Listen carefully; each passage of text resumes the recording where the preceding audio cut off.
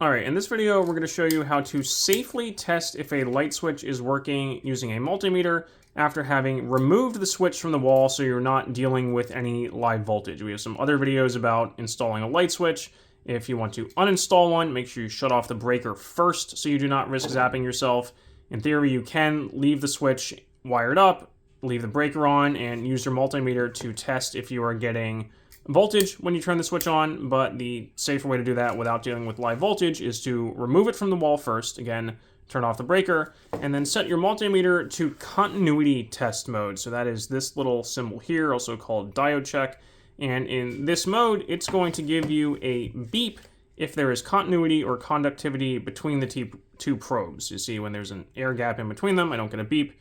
If I touch the two probes together, I do get a beep, and then if I touch the two probes to something conductive, like this metal plate, I will get a beep. So in the case of the switch, when the switch is in the off position, and these two screws are not internally electrically connected, I will not get a beep from the multimeter when I touch them, but when I turn the switch on, I get a beep. So if this was hooked up to a light, that would make the light turn on.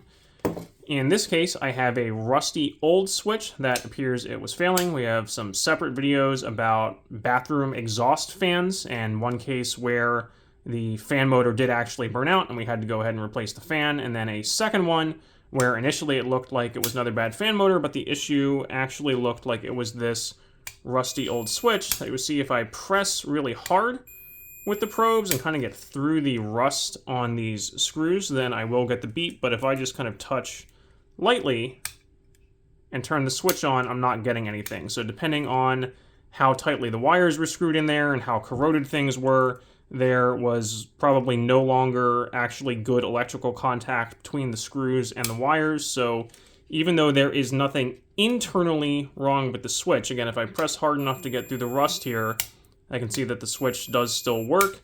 I'm not getting continuity between the screws if there isn't good contact. So again, that's just a simple way to test if a switch is working with my brand new shiny switch. Even if I touch very lightly, I get the beep with the probes indicating that it's working.